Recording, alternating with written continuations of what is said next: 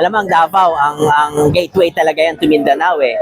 Most of the brands gustong mag-enter ng Mindanao and alam nila, they have to enter through Davao. Ito ang magiging center nila.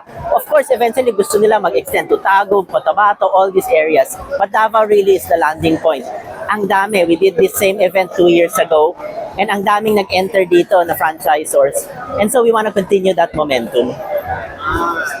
Gano'n ba kalaki yung market po dito sa Mindanao sir, as far as your research is concerned? Alam mo, ang Davao and Region 11 and Mindanao itself is very undertapped yan.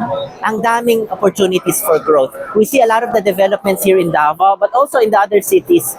So, you know, a lot of our brands want to open 30, 40, 50, even hundreds of stores and kaya i-accommodate ng Mindanao yan.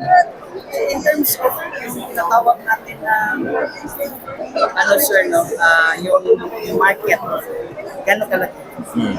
I wouldn't have the numbers for the market numbers here. Ang alam lang natin is all over the Philippines, there are 200,000 franchisees, franchise-owned stores. And I'm pretty sure a big part of that is not yet in Mindanao. Kaya yun, gusto natin humabol ang Mindanao. That's why we continue to invest. Nasa Cagayan de Oro kami 2 weeks ago. Nandito kami ngayon. And we want to continue doing a lot of these events. Nakakatulong din na si DTI, the local government, the local LGU, lahat super supportive. Even the Davao City Chamber of Commerce. So malaki yung potential na mag-boom yung franchising dito sa Mindanao.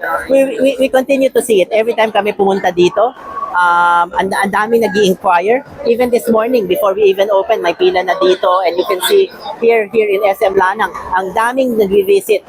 And even the brands. Last time we had about 20 brands. Now it's over 40. So ang dami sa members namin. Gustong actually waiting list kami. We had to say no to some members because we didn't have enough space. 40 plus brands ang nandito today.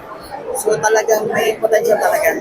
Definitely, we wouldn't be doing this. Alam mo, we only invest in these big shows in a few regions. So we'll do in Cebu, we'll do in Davao, and we chose Davao really because of the support here. And yung alam namin, very creative ang mga Davaoenos. I know, very very entrepreneurial. And even the customers here naghahanap ng new brands, ng exciting brands to come in here.